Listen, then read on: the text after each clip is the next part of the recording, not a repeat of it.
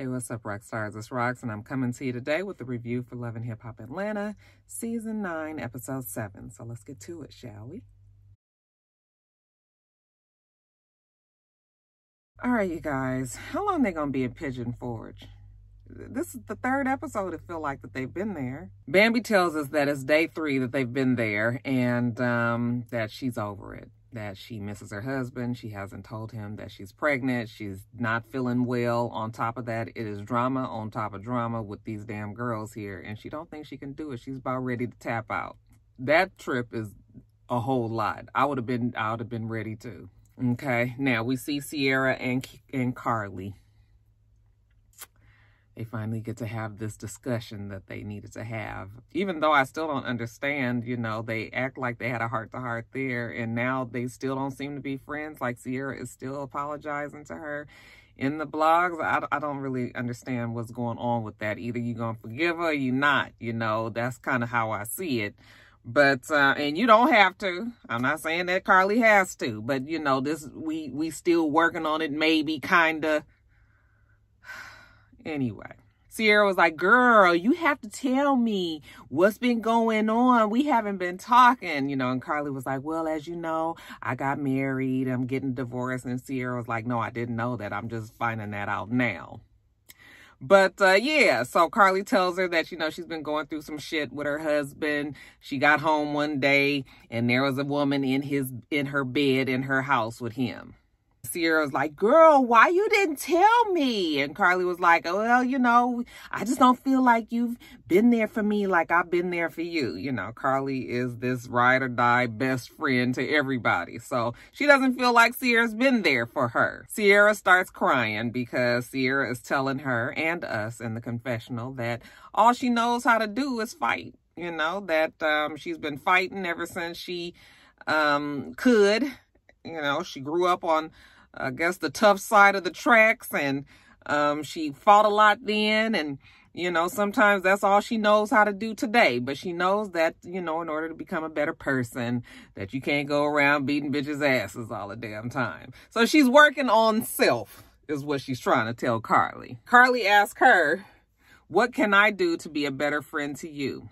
Okay, and Ciara was like, well, what can we both do? I know that I have to work on, you know, just being a better person and being there for my friends. You know, Carly says, you just have to have my back like I have your back. I don't really know what that means. Not when it comes to Carly and Love and Hip Hop Atlanta. Let me not talk about Carly too much because you guys feel like I just really have it out for her. I was just like, have you guys not been watching me for 9 seasons? Maybe you haven't. Yeah, I don't like Carly. Just in case you guys needed a reminder, I don't like Carly on this show. Okay, so I'm not going to be the nicest to Carly. Okay, you don't have to be in my comments telling me that I'm too mean to Carly. Everybody gets whatever they get. Okay, it's my channel, my video. Anyway, I'm getting off track. These two hug it out, and I guess for now, they're friends again. So that helps out a little bit, takes a little tension off of the day, I guess, between Carly and Ciara at least. What's happening for the day? The girls are all going to the ski lifts. Okay, so everybody gets dressed up in their winter bunny outfits, the cutest, and we on this bus. But I'm telling you, it's short tempers on the bus. First of all, Shekinah and Spice are so much. I don't know if it's because it's the battle of the accents. Like, Shekinah has like that country accent, and then Spice has that heavy Jamaican accent. They are both very loud, both very vocal, both going back and forth. I mean, it was so much that when Bambi started crying, I was just like, you know, when you start crying because somebody else is arguing, they are getting on your fucking nerves and you feel trapped on this bus. Nobody was paying attention to Bambi. Okay, Bambi was just like, I just feel like maybe everybody is tired of each other, but they just would not stop. They just kept on arguing. You know, she kind of told Spice that she was funky, that she had an attitude, you know, and then Spice wanted to get off the bus, and everybody wants to get off the fucking bus, so the bus pulls over. We can't even get to the damn ski lift. I guess, well, maybe they were at the ski lift by then, but they all get off, and Bambi was just like, yeah, deuces. I cannot with you guys No more today. I honestly couldn't imagine being on a trip with Spice and Shekinah either. Spice is so turned up this season. She wasn't like that. I mean, yeah, she wasn't like that last season. Now that I think about it, she's just a whole lot extra. You know who else's nerves it got on? Mimi's. The sheer pettiness of these two women is really getting to me. These two have been bickering back and forth the whole weekend. Yeah, it's entirely too much. But you know what? Let's get on these lifts and maybe we'll have a better time. So they go to the ski guide, and of course it's more hijinks and shenanigans between Shekinah falling off of her ski before she can even get the shit on good, and Spice, her skis going out so far that she does the splits and falls. I was just like, oh my God, this is just really like a really bad comedy show. And then spliced in between all of the shenanigans and the hijinks is a whole bunch of bitches and hoes and yelling and screaming, like Mimi said. She just want to get her ass on the ski lifts, and we can just kind of let this be that. It's just a lot.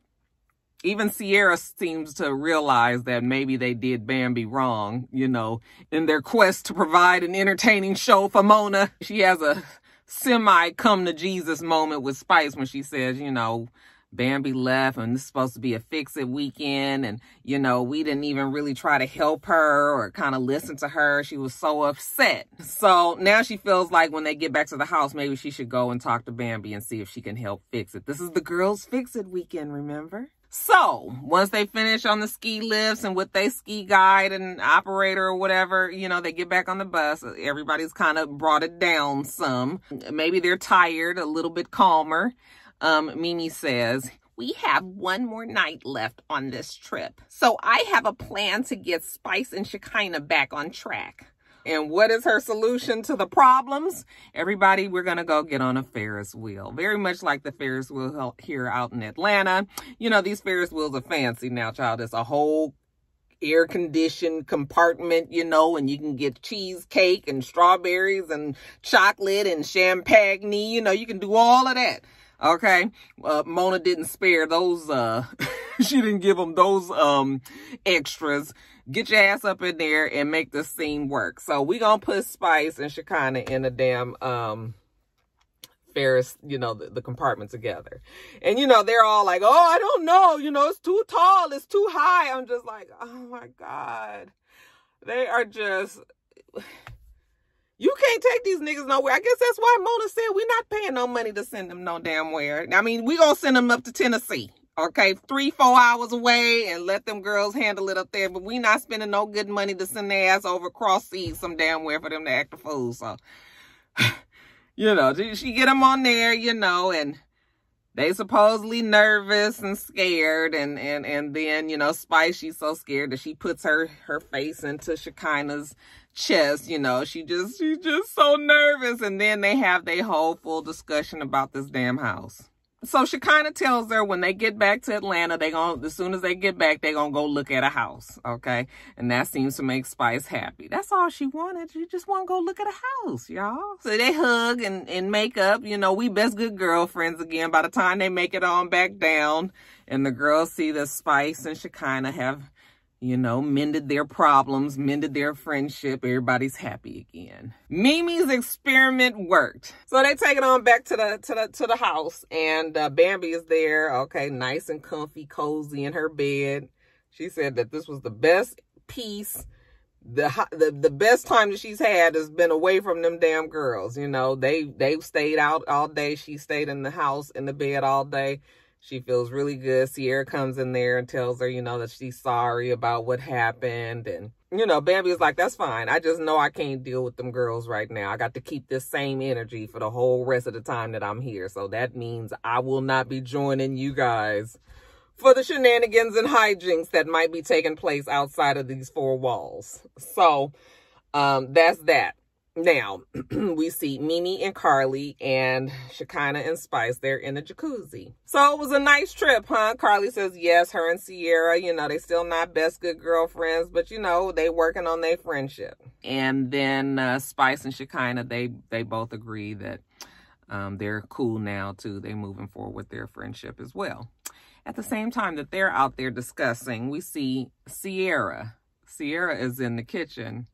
She gets a phone call from her girl, Tiffany Fox.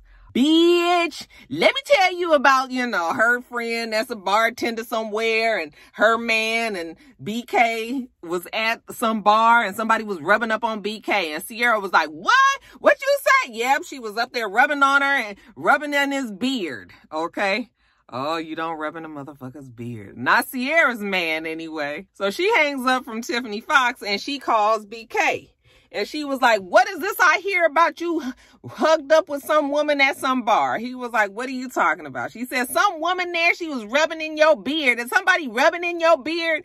He was just like, she was sitting next to me. Nobody was rubbing in my beard. You a lie. Don't play me. Don't play me. Okay, so she yelling and screaming after she just came out of the room with Bambi. And Bambi just said, keep that shit outside of my room, right? Okay, she yelling and screaming on the phone with BK. So much so that the girls in the jacuzzi is like, who is that yelling? Who else would it be but Ciara? She always got to figure out a way to bring the shit back around to her. So she, they come in the room while she's yelling and screaming, don't be playing me. You a lie. So you lying. That's what you doing. You lying. I said, why you with BK's dumb ass anyway? Now, didn't you guys have like this really crazy confrontation at the end of last season? Okay, where he came and got the dog or some shit or whatever he did. And I was just like, why are you with him? Something's wrong with him. And then why you getting this mad over this some shit that Tiffany told you about his beard? I mean, last season he supposedly had done slept with old girl, right? What was her name? The one that was saying that Carly shit in the sheets. I mean, you've had so many stories about BK. Why are you so shocked on this one here? This one is quite mild, if you ask me. Somebody rubbing his beard.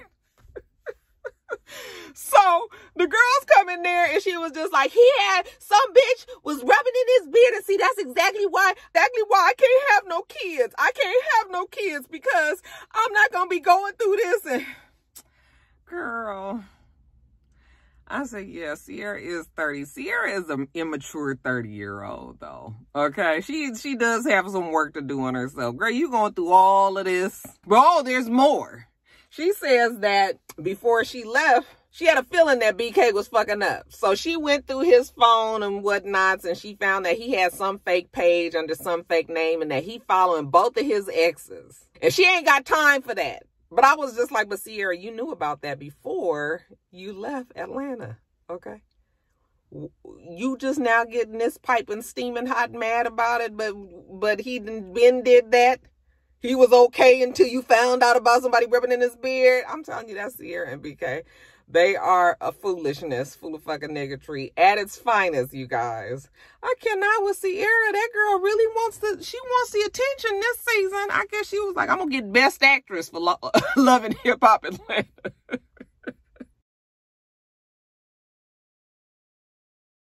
Now, let's jump back over to this game night that Joc was having that Shy and Kiyomi was fighting at. Of course, the Crazy 88s ain't gonna let them fight. Okay, on top of that, we got Show Enough Scrap there. He ain't really trying to let Shy fight like that, And so it was all this commotion, them trying to break it up. Even young Joc is telling them, that they gotta go. Kiyomi is a little bit upset. Cheyenne is very much upset. I said, girl, all this over Shooter's ass. Where's the pride of some of these women? Man, you wouldn't see me acting no fool up. Now, I might be real hurt when I get in the car. Okay, I might be real hurt. But I'm not doing all this on no damn show. Shy, and this is your first season. She came on at the end of last season, but she was just so calm and cool. Like, this is how you want us to remember you? But anyway, she yelling at Kiyomi. She's saying that, she was just with Shooter last night. She just fucked him last night. And Kiyomi was just like, well, I was fucking his face this morning. I was like, ooh, now that was nasty. Even Erica and Safari was over there like, oh my God. Even young Joc was like, I did not know that Kiyomi was going to be this off the chain.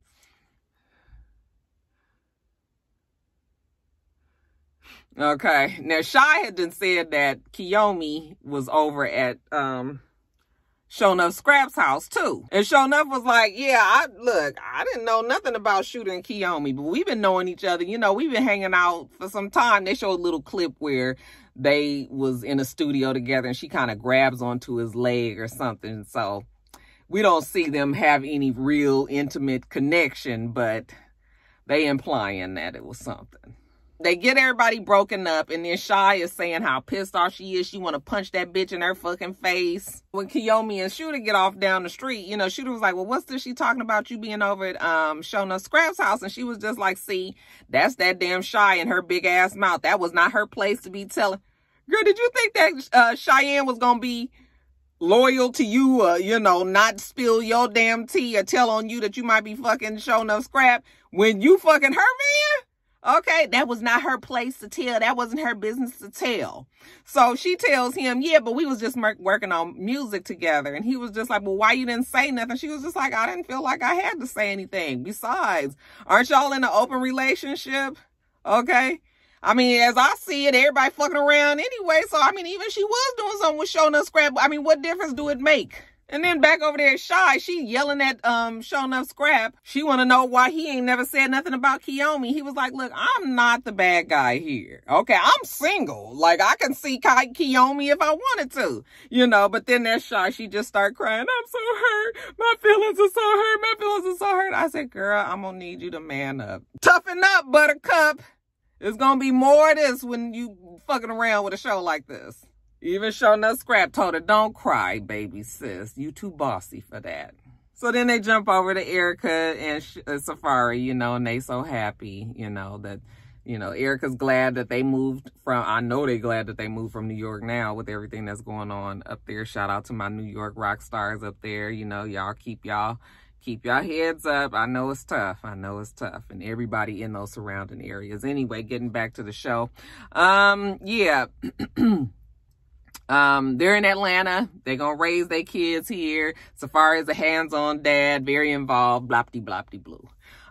Getting on to the interesting stuff with Erica, you know, she says that she wants to meet with Kiyomi because she just feels like Kiyomi might be misunderstood and could even possibly be heading down the wrong path. You know, she's got some things in common with Kiyomi. I was like, well, what could that be, Erica?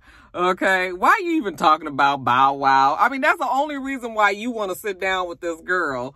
Okay, that was so long ago and tired and we don't even care, but this is the way that these two are connected. So she sits down with her. But Erica says, I've been there, so I know how this shit goes. Kiyomi says, yeah, I mean, everything that's going on there, it did take a lot out of her. But, you know, she's trying to change her life. She doesn't want to be known as that fighting girl anymore. Well, you could have fooled me. Erica just is so concerned. So what's going on with you and Shooter? Kiyomi was like, well, we in this open relationship. And, you know, he had already told me about her. So, I mean, I already knew about her. She just didn't know about me. I even told Shooter that we can bring a girl to the bed if he want to do like a threesome or whatever. But, you know, he can't bring her because she too ugly and she too basic. And see, that's the whole thing. Why you got to go? I was like, you don't even know nothing about this girl, okay? And how do we know that she's basic yet? You just meeting her and you say, I was just like, yeah, I can't with the childish, you know, this is all very childish. How old is this Kiyomi girl? I mean, she should be old enough to not to resort to this kind of foolishness. Erica says, well, you know what? He's definitely riding with you. So he definitely has picked you over her.